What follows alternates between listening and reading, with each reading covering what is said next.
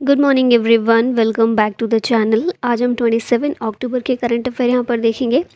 तो स्टार्ट करते हैं। सबसे पहले हम कुछ आर्टिकल्स को रिवाइज कर लेते हैं। यहाँ पर थोड़े से हमने कल देखे थे, अब उसके आगे के कुछ इंपॉर्टेंट आज देखते हैं। तो यहाँ पर सबसे पहला है आर्टिकल 40, जिसमें विलेज पंचायत के बारे में बात की गई है और इसी आर्टिकल के आधार पर 73rd अमेंडमेंट लाया गया था। ठीक है, इसको कॉन्स्टिट्यूशनल दर्जा दिया गया था। फिर आर्टिकल 46 है जो कि बात करता है promotion of educational and economic interest of scheduled caste, scheduled tribes and other weaker sections. Article 50 में separation of judiciary from executive ये मेंशन किया गया है। आर्टिकल 51 डीपीएसपी का लास्ट आर्टिकल, ये बात करता है promotion of international peace and security, अंतर्राष्ट्रीय शांति और सुरक्षा की बात करता है। फिर है 51A जो कि फंडामेंटल ड्यूटीज़ के बारे में है। आर्टिकल 72 पावर्स ऑफ प्रेसिडेंट की बात करता है, जिसमें प्रेसिडेंट जो है पार्डन की शक्ति रखते हैं, सस्पेंड करने की, रेमिट और commute sentences in certain cases. तो बेसिकली राष्ट्रपति की क्षमादान की शक्तियाँ आर्टिकल 72 में हैं। फिर आर्टिकल 74 ये बात करता है council of ministers to aid and advice to president, यानी कि प्रेसिडेंट को सहायता और सलाह देने के लिए काउंसिल ऑफ मिनिस्टर्स इसका गठन किया जाएगा। यह है आर्टिकल 74 में। फिर article 76 attorney general of India के बारे में बात करता है। आर्टिकल 78 में प्रधानमंत्री के कर्तव्य, ड्यूटीज़ ऑफ द पीएम की बात की गई है और उनका कर्तव्य क्या है कि जो भी वो डिसीजंस लिए जा रहे हैं काउंसिल ऑफ मिनिस्टर के द्वारा उससे अवगत कराएं प्रेसिडेंट को सारी इन्फॉर्मेशन, सूचना प्रोवाइड करें प्राइम मिनिस्टर। ये प्राइम मिनिस्टर की ड्यूटी है। ठीक है। फिर आर्टिकल 110 जिसमें मनी बिल की डेफिनेशन दी गई है और आर्टिकल 112 जो कि हमारा बजट के बारे में है। और यहाँ पर इम्पॉर्टेंट ये है याद रखना कि बजट शब्द संविधान में कहीं भी नहीं है, बजट की जगह एनुअल फाइनेंशियल स्टेटमेंट कहा गया है आर्टिकल 112 में। अब आज के क्वेश्चन की बात कर लेते हैं। World polio day is celebrated on which date? तो ये दिन 24 अक्टूबर को सेलिब्रेट किया जाता है। थीम इस बार की क्या है? अ healthier future for mothers and children. अब ये 24 अक्टूबर को ही क्यों मनाया जाता है वर्ल्ड पोलियो डे? क्योंकि पहली बार पोलियो की वैक्सीन जो है उसकी खोज की गई थी, उसको क्रिएट किया गया था 24 अक्टूबर के दिन ही। जोनास साल्क के द्वारा पोलियो की वैक्सीन खोजी गई थी। यहाँ पर कुछ डेज देख लेते हैं जो रिपीट किए जाते हैं बार बार एग्जाम में। वर्ल्ड वेटलैंड्स डे होता है 2 फरवरी को। और 2 फरवरी क्यों? क्योंकि इसी दिन 1971 में रामसर कन्वेंशन पर सिग्नेचर किए गए थे। इंटरनेशनल मदर लैंग्वेज डे होता है 21 फरवरी। नेशनल साइंस डे होता है 28 फरवरी। वर्ल्ड वाइल्ड लाइफ डे 3 मार्च को। वर्ल्ड कंज्यूमर राइट्स डे 15 मार्च को। वर्ल्ड वाटर डे 22 मार्च। टीबी डे होता है 24 मार्च को। इंटरनेशनल टाइगर डे 29 जुलाई। वर्ल्ड ओजोन डे 16 सितंबर। इंटरनेशनल लेबर डे 1 मई को। वर्ल्ड हेल्थ डे 7 अप्रैल। वर्ल्ड हेरिटेज डे 18 अप्रैल। World अर्थ day 22 अप्रैल। National पंचायती day ये होता है 24 अप्रैल को। इस दिन क्यों? क्योंकि 24 अप्रैल 1950 इलेक्शन कमीशन ऑफ इंडिया का गठन किया गया था। वर्ल्ड मलेरिया डे होता है 25 अप्रैल। नेशनल टेक्नोलॉजी डे 11 मई। वर्ल्ड एनवायरनमेंट डे 5 जून को। इंटरनेशनल योगा डे 21 जून। वर्ल्ड पॉपुलेशन डे 11 जुलाई और नेशनल स्पोर्ट्स डे 29 अगस्त को सेलिब्रेट किया जाता है। Who has been made the new head coach of the Indian women's cricket team? Indian women's cricket team के नए head coach कौन बनाए गए हैं? तो ये हैं अमोल मजूमदार। ऑप्शन बी जो है ये करेक्ट होगा। किसके द्वारा इनको अपॉइंट किया गया है एज द हेड कोच? तो हमारा BCCI जो है board of control for cricket in India. ये जो है अमोल मजूमदार राजस्थान रॉयल्स की तरफ से कोच रह चुके हैं राजस्थान रॉयल्स के IPL में। ठीक है, इससे पहले अभी ये इंडियन वुमेन्स क्रिकेट टीम के हेड कोच बने हैं। ऑपरेशन चक्र 2 इज़ लॉन्च्ड बाय होम? इस ऑपरेशन को CBI के द्वारा लॉन्च किया गया है। ऑप्शन सी करेक्ट है। इस ऑपरेशन के तहत क्या होगा कि CBI सर्च अभियान चलाती है अपना। तो देश भर में 70+ लोकेशंस पर सर्चिंग अभियान जो CBI है इसका चलेगा इसके तहत। और साइबर क्राइम को कम करने के लिए बेसिकली इसको स्टार्ट किया गया है। ठीक है, इसी को ऑपरेशन चक्र 2 बोला गया। फिर CBI की बात यहाँ पर की गई। CBI को 1963 में फॉर्म किया गया था by resolution of home ministry. Director हैं CBI के इस समय प्रवीण सूद।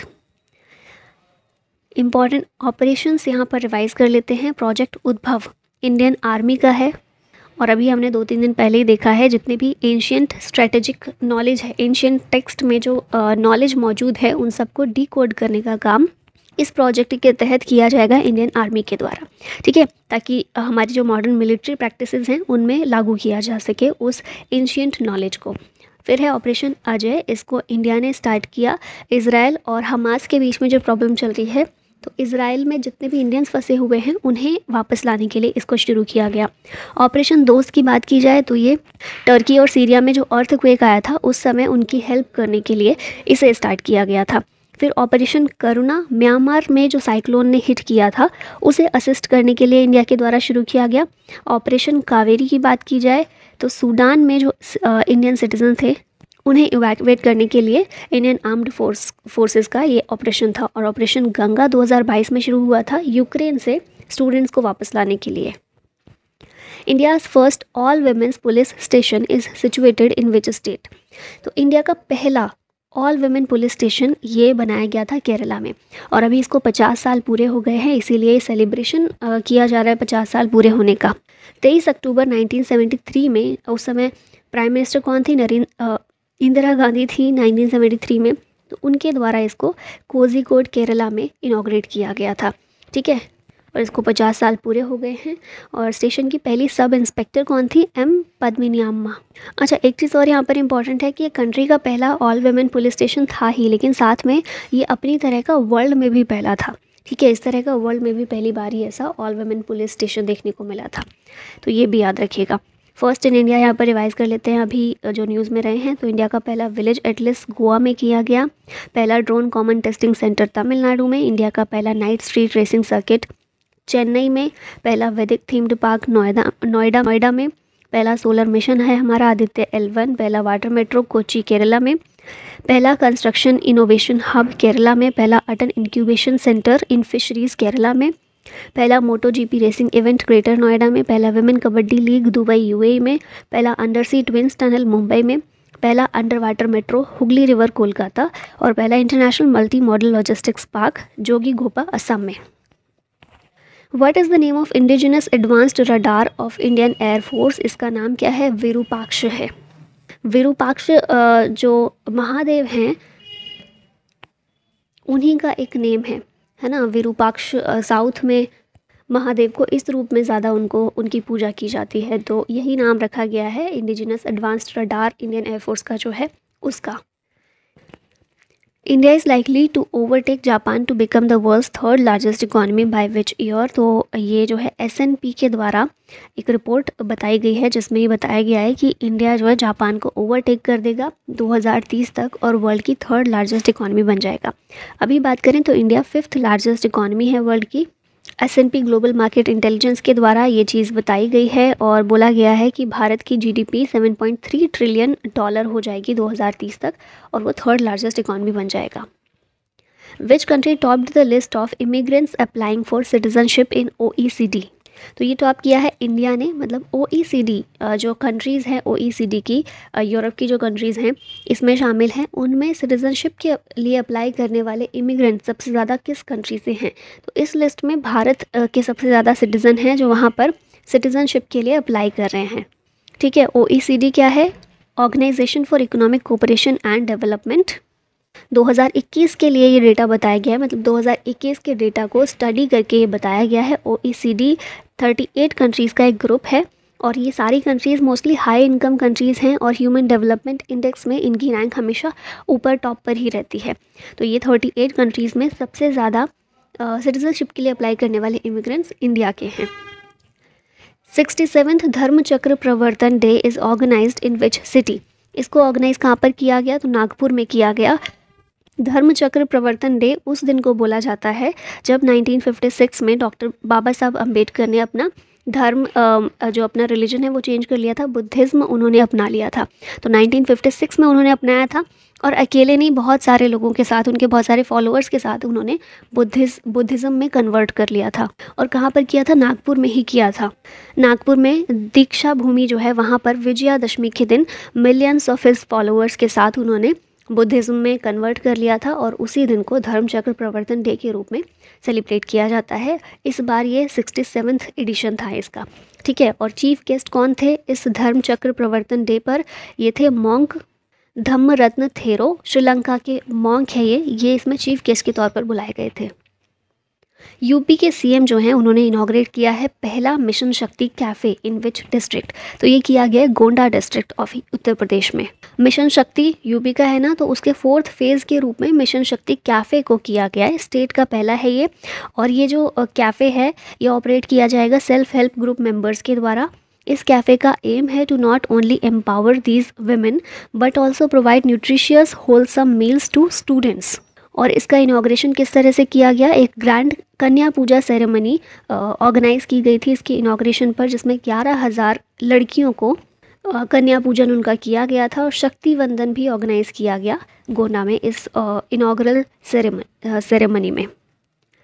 यहाँ पर कुछ स्टेट्स देख लेते हैं जो अभी न्यूज़ में रहे हैं। तो सबसे पहले प्रोजेक्ट नीलगिरी ताहर तमिलनाडु के द्वारा इस प्रोजेक्ट को स्टार्ट किया गया है टू कंजर्व नीलगिरी ताहर। ये एक इंडेंजर्ड स्पीशीज़ है। झारखंड पहला स्टेट है to take steps to ensure minimum wages for workers. India का पहला regional rapid transit system UP में लॉन्च किया गया है। असम के सीएम के द्वारा श्रद्धांजलि को इनॉग्रेट किया गया। ये 2nd लॉन्गेस्ट फ्लाईओवर है असम का। उदयपुर का है, राजस्थान में है, और ये इंडिया का पहला वेटलैंड सिटी बना है। हरियाणा गवर्नमेंट के द्वारा हुक्का बार पर बैन अनाउंस किया गया है। एमपी के ओमकारेश्वर में 108 फीट का आदि शंकराचार्य का स्टैचू अनवील किया गया है। फिर नेक्स्ट है आईसीएमआर ने अप्रूवल दिया है for Truenat test to detect Nipah in Kerala. Nipah virus को डिटेक्ट करने के लिए गोवा के सीएम के द्वारा गृह आधार स्कीम को लॉन्च किया गया है to empower Goan home makers. Assam के गवर्नर कौन है, गुलाब चंद कटारिया। इन्होंने सरपंच संवाद मोबाइल ऐप को अनवील किया। और उड़ीसा के सीएम के द्वारा लॉन्च किया गया मुख्यमंत्री संपूर्ण पुष्टि योजना। नेक्स्ट क्वेश्चन है which player has made the record of fastest century in ODI world cup history. कौन है ये, ग्लेन मैक्सवेल हैं, ऑप्शन डी करेक्ट है। ऑस्ट्रेलिया के प्लेयर हैं ये, और ये फास्टेस्ट सेंचुरी बनाई है वर्ल्ड कप की हिस्ट्री में अभी तक इन्होंने, मतलब सिर्फ 40 बॉल पर इन्होंने अपनी सेंचुरी कंप्लीट की है।